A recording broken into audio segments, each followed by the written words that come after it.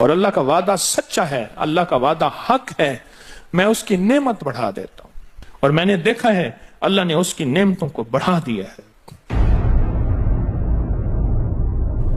ایک درویش تھے، ایک مسجد ہے کوبے والی، ان میں ان کی قبر ہے۔ کچھ زیادہ سال نہیں گزرے، زیادہ سے زیادہ 40-50 سال گزرے ہوں گے۔ وہ جب دنیا سے فوت ہو گئے تو ان کی دل کی دھڑکن بہت تیز تھی۔ دل زندہ ہے کہ نہیں، فوت ہو گیا۔ ڈاکٹر کو بلایا، اس نے کہا جی جسم سارا فوت ہو گیا ہے۔ اس نے کہا دل، انہوں نے کہا دل نہیں مرا۔ میں ان کی قبر پہ کبھی کبھار جایا کرتا ہوں، ایک مسجد کے ایک کونے میں ہے، وہ دل زندہ تھا، دھڑک رہا تھا۔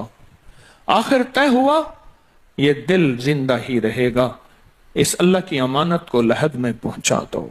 وہ دل زندہ کیوں تھا؟ اس شخص کے، اس درویش کے کچھ معمولات ہیں، میں بتاتا ہوں۔ وہ کبھی وضو کا پانی ضائع نہیں کرتے تھے، وضو اہتمام سے کرتے تھے، تھوڑے پانی سے وضو کرتے تھے، مسواک استعمال کرتے تھے۔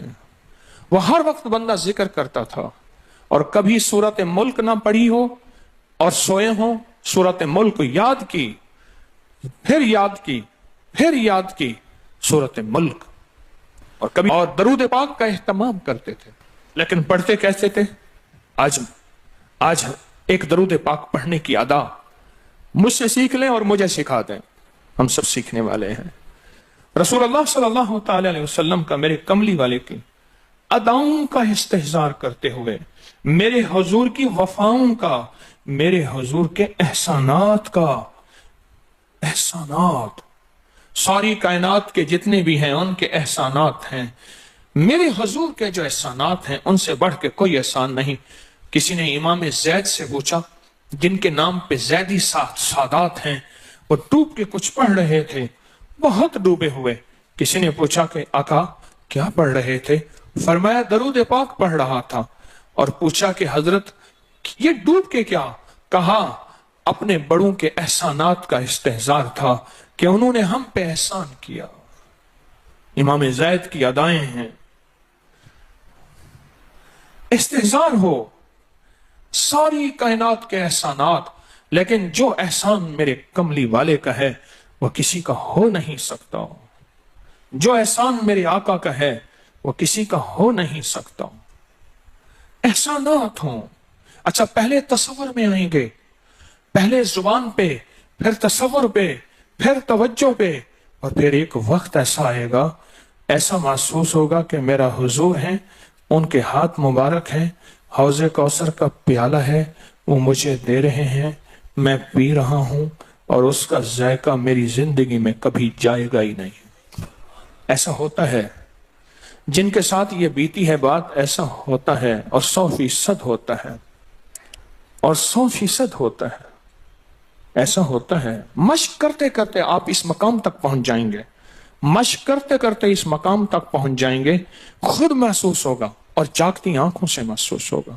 اور مشق کرنی ہے حضور کے احسانات کو سامنے رکھ کے۔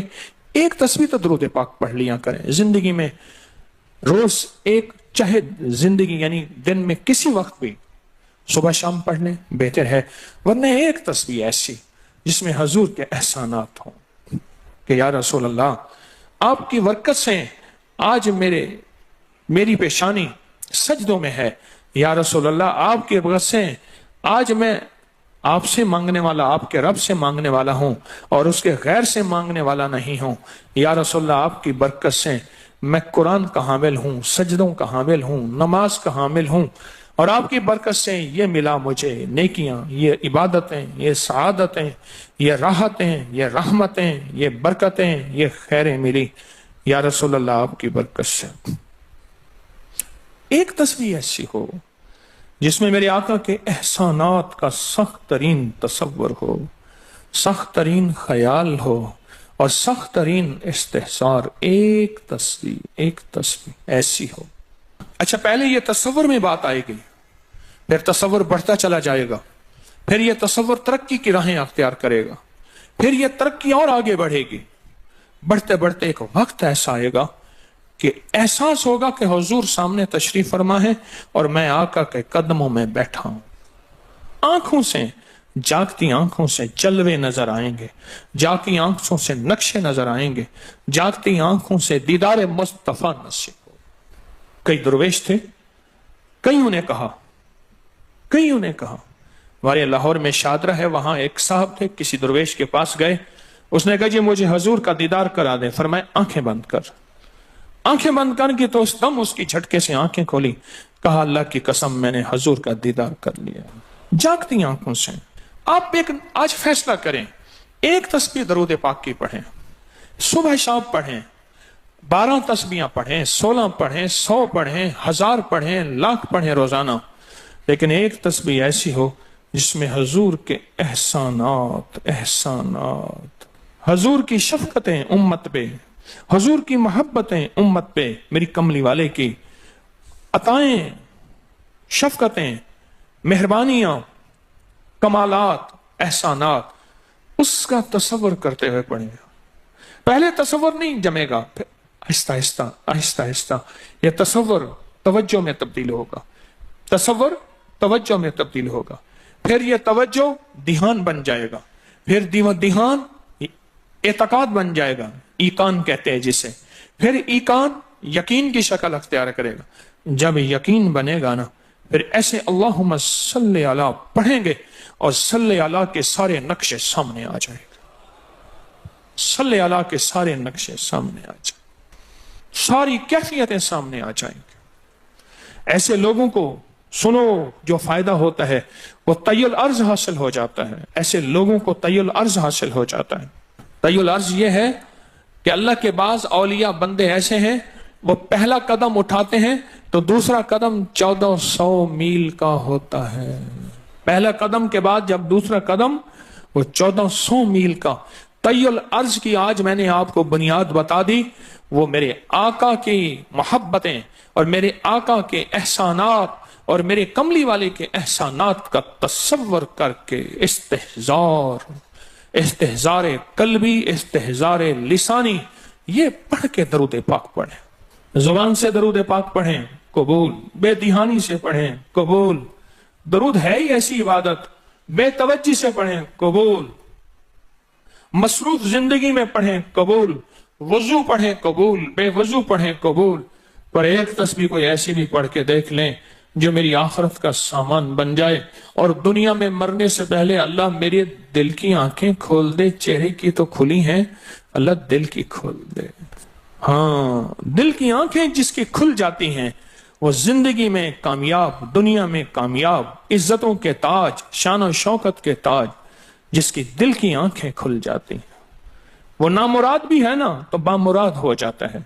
और जो बंदा हजूर के एहसानात के साथ एक तस्बीह दरूद पाक की पढ़ेगा वो नामुराद से बामुराद होगा। और बामुराद कैसे होगा, जरा गौर से सुने। बामुराद कैसे होगा, जरा गौर से सुने। बामुराद ऐसे होगा, बामुराद ऐसे होगा कि अल्लाह पाक अगर उसकी पेशानी पे बदबख्ती, शकावत, जिल्लत, लानत लिखी है, अल्लाह दरूद पाक इस्तेहज़ार से पढ़ने की बरकत से उसकी पेशानी पे रहमत, अता और शफकत, मेहरबानी, मोहब्बत और करम लिख देता है। एक तस्बीह ऐसे पढ़ लें जिस एक तस्बीह पे इस्तेहज़ार हो, दिल की कैफियतें, दिल की गहराइयां हो, जिसे एक तस्बीह पे, उस एक तस्बीह के बाद फिर आप अपने वजूद को देखें। एक फायदा और होगा, जो जिन्होंने ये अमल किया उन्होंने बताया। एक फायदा और होगा, वो फायदा ये होगा कि जिस्म हवाओं में तहलील हो जाएगा, ये वजूद खत्म हो जाएगा, ये जो मौजूदा वजूद है। देखें, आप जो ख्वाब देखते हैं ना, वो भी आपका वजूद होता है, वो रूह की दुनिया का वजूद होता है, ये तन और मन की दुनिया का वजूद है। इस वजूद को फना है, रूह की दुनिया के वजूद को फना नहीं है, बका है। फिर आपको रूह की दुनिया का वजूद मिलेगा, और रूह की दुनिया का वजूद फिर कायनात की सैर करेगा और कायनात के जलवे देखेगा, कायनात के मजाहिर और मंजर देखेगा। फिर आप जुबान पे नहीं ला सकेंगे कि लोगों के बर्तन छोटे हैं। और फरमाया फिर ये शख्स अपने आप को छुपाएगा ऐसे जैसे कोई नापाक कपड़े को छुपाता है, अपने ऐबों को जो छुपाता है, ऐसे अपनी इस विलायत को छुपाएगा। एक तस्बीह से इब्तदा होती है, एक तस्बीह से। मेरे शेख रहमतुल्लाह अलैह ने मुझे 1984 में बैत फरमाया और इस एक तस्बीह के पढ़ने की तरतीब फरमाई। اللہ کرے مجھے بھی مل جائے. مشق کریں, محنت کریں, ایک تسبیح ایسی مل جائے درود پاک کی جو میرے وجود کے اندر کے سارے نظام کو دھو دے, میرے من کو, میرے تن کو دھو دے, میرے جذبوں کو دھو دے, میری آنکھوں کو, میرے کانوں کو دھو دے, میرے ہاتھ پاؤں کو دھو دے, میری ناپاک تنہائیوں کو دھو دے, اور ایسا دھو دے کہ جب اللہ کے حضور حاضر ہوں جیسے میرا کفن سفید ہو ایسے میرا دل بھی سفید ہو, سیاہ نہ ہو.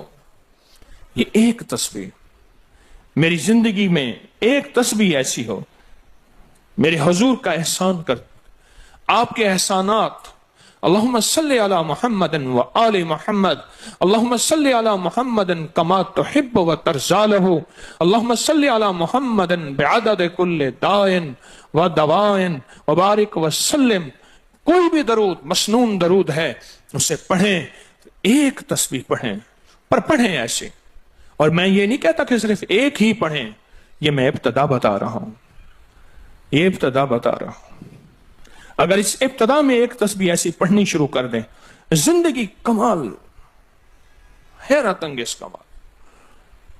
ٹینشن کا علاج آخری درجے کا, ذہنی دباؤ تناؤ کا علاج, ہائی بلڈ پریشر کا علاج, لا علاج بیماریوں کا علاج, الجھی ہوئی زندگی کا علاج, ناممکن مسائل کا علاج اور پریشانیوں کا علاج, دکھوں کا علاج, مسئلوں اور مشکلوں کا علاج, ایک تسبیح دھیان سے پڑھی ہوئی. پھر ایک تسبیح کریں گے کیا, یہ فرشتوں کو ہدیہ کریں کہ میرے آقا کی بارگاہ میں پہنچائیں. نیک زمزم کی روحیں ان کو ہدیہ کریں, میرے آقا کی بارگاہ میں پہنچائیں. اور اللہ کے نیک ولیوں کو, صالحین کو ہدیہ کریں, اور نیک جنات کو ہدیہ کریں. ہاں, یہ ایک تسبیح ہدیہ کریں.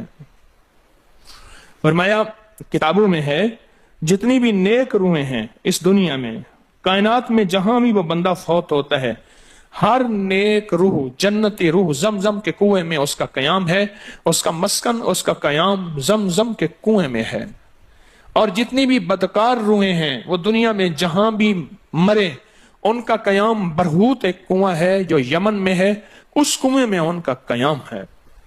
حضرت شیخ الحدیث نے اپنی کتاب میں لکھا رحمت اللہ علیہ نے, فرمایا کہ ایک شخص تھا امانتیں رکھتا تھا, لوگ امانتیں اس کے پاس رکھتے تھے.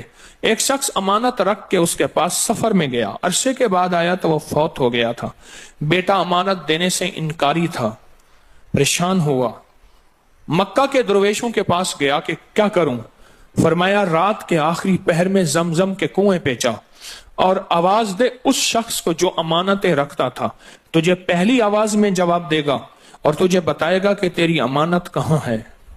رات کے آخری پہر میں گیا, سلام کیا, اس شخص کو آواز دی, آواز نہ آئی, پھر آواز دی, جواب نہ آیا, پھر 3 بار, آخر واپس آیا. صبح درویشوں کے پاس پھر گیا, کہنے لگے انا للہ و انا الیہ راجعون. لگتا ایسے ہے کہ وہ زمزم کے کنویں کی روح نہیں ہے, لگتا ہے کسی خطا کی وجہ سے کسی پکڑ میں ہے. جاؤ یمن میں برہوت کے کنویں پہ, وہاں جا کے آواز دو. وہ پھر سفر کرتے ہوئے برہوت کے کنویں میں گیا, رات کے آخری پہر میں آواز دی تو پہلی آواز میں جواب ملا, تیری امانت موجود ہے اور وہ تیری امانت فلاں جگہ پڑی ہے, اس کو کھود کے نکال لے. اور پوچھا آپ یہاں کیسے؟ کہا کہ بس کوئی عمل ایسا ہو گیا تھا جس عمل کی وجہ سے میں اس وقت بدکار روحوں کے ساتھ ہوں. جتنے بھی نیک روحیں ہیں پوری کائنات میں, ازل سے لے کر ابد تک, آخری دم تک, آدم سے لے کر آخری دم تک, جتنی بھی نیک روحیں ہیں وہ ساری نیک روحیں, وہ ساری نیک روحیں زمزم میں رہتی ہیں. جو درود پاک پڑھیں, جو نفلی عبادات پڑھیں, جو تسبیحات پڑھیں, جو ذکر کریں, جو ہدیہ صدقہ کریں, وہ کیا کریں, سارے فرشتوں کو پہلے ہدیہ کر دیں, فرشتوں کو ہدیہ کر دیں. ان میں وہ فرشتے بھی موجود ہوں گے جو میرے حضور کے روزے پہ جائیں گے. صبح فجر کے بعد فرشتے جاتے ہیں, فرشتے فجر سے لے کر عصر تک فرشتے درود و سلام میرے حضور کے روزے پہ پڑھتے ہیں. پھر ڈیوٹیاں تبدیل ہوتی ہیں, پھر عصر سے لے کر فجر تک اور فرشتے آتے ہیں. اور یہاں تک روایات میں آتا ہے کہ جو آج فرشتوں کی ذمہ داری لگی ہے, خدمت لگی ہے, پھر وہ قیامت تک ان کی خدمت پھر نہیں آئے گی اور وہ پچھتاتے رہیں گے۔ اتنے فرشتے اللہ نے بنائے ہیں، جو بھی درود پاک پڑھیں اور اس کے علاوہ عبادات جتنی بھی کریں، وہ ساری عبادات فرشتوں کو ہدیہ کریں، وہ ساری عبادات نیک روحوں کو ہدیہ کریں جو زمزم کے کنویں میں رہتی ہیں، اور ساری عبادات فرشتوں کو، روحوں کو اور جنات کو ہدیہ کریں، اور ان سے کہیں کہ اللہ سے دعا کریں اللہ میرے یہ کام بنا دے۔ پھر کام بنتے دیکھیں، پھر مسائل حل ہوتے دیکھیں، پھر ناکامیاں ختم ہوتے دیکھیں، پھر حالات کو انشاءاللہ سنورتا دیکھیں، سنورتا دیکھیں، سنورتا دیکھیں۔ بہت میں نے طاقتور وظیفہ، بہت طاقتور عمل اور بہت طاقتور ایک کنجی اور ایک راز دے دیا آپ کو۔ بہت عجب عمل ہے، بہت طاقتور اور بہت حیرت انگیز عمل ہے، جو میرا نہیں، صدیوں سے آزمودہ ہے، صدیوں سے آزمودہ ہے۔ اللہ کے دوست اس کو کرتے چلے آئے ہیں، اور اللہ کے دوستوں کا آزمودہ عمل ہے بہت زیادہ، بہت زیادہ۔ پر ایک تسبیح ایسی ہو جو توجہ، جو احسانات کا تصور کر کے، جو میرے کملی والے کے احسانات کا تصور کر کے، تصور کر کے، تصور کر کے، احسانات کا تصور کر کے، ایک تسبیح ایسی ہو ڈوب کے، یا اللہ دنیا میں ایسی جگہ کوئی کہیں ہوتی، یا اللہ دنیا میں ایسی جگہ کوئی کہیں ہوتی، اکیلے بیٹھے رہتے یاد تیری دل نشیں ہوتی۔ کوئی ایسی جگہ ڈھونڈ لیں، نہیں ملتی، کوئی ضروری نہیں اپنے دل کو تنہائیوں میں لے ہیں۔ وہ کیسے؟ دنیا کے مشغلوں میں ہم باخدا رہے، دنیا کے مشغلوں میں ہم باخدا رہے، سب کے ساتھ رہتے ہوئے سب سے جدا رہے، سب کے ساتھ رہتے ہوئے سب سے جدا رہے۔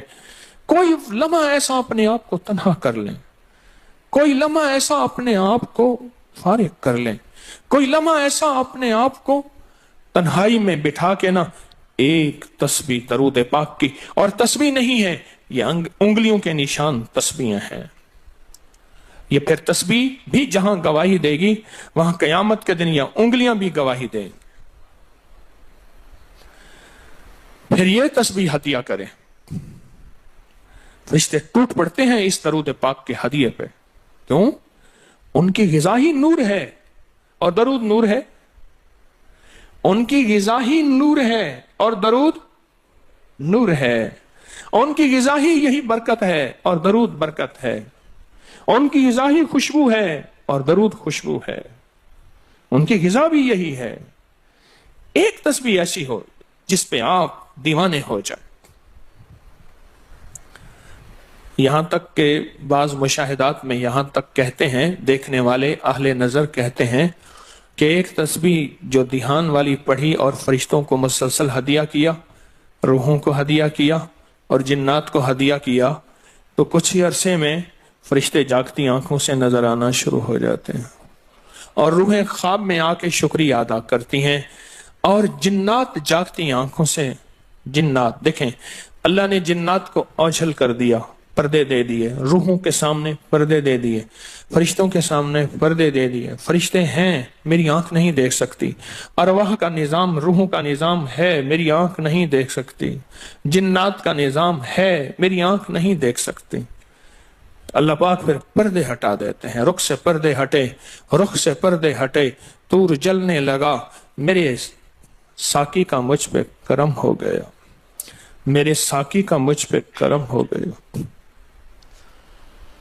یہ ایک تسبیح آج کا سبق ہے، کملی والے کی محبتوں کا سبق ہے، ایک تسبیح۔ درود پاک وہ عبادت ہے جس عبادت کے کرنے والا کبھی محروم نہیں رہتا، اس عبادت کو پڑھنے والا کبھی محروم نہیں رہتا۔ درود پاک وہ عبادت ہے، ہر عبادت کے لیے اخلاص کی ضرورت ہے، مخلص ہونا ضروری ہے۔ ہر عبادت کے لیے، ہر عبادت کے لیے اخلاص اور مخلص ہونا ضروری ہے، لیکن درود وہ عبادت ہے جس کے لیے مخلص ہونا بھی ضروری نہیں۔ اگر کوئی بندہ دکھاوے کی نیت سے درود پڑھتا ہے تب بھی قبول ہے، قبول ہے، قبول۔ لیکن مومن کبھی دکھاوے کی نیت سے پڑھ ہی نہیں سکتا۔ مومن کے اندر تو للہیت اور اخلاص ہوتا ہے اور اللہ کی رضا ہوتی ہے۔ مومن کبھی دکھاوے کی نیت سے درود نہیں پڑھتا۔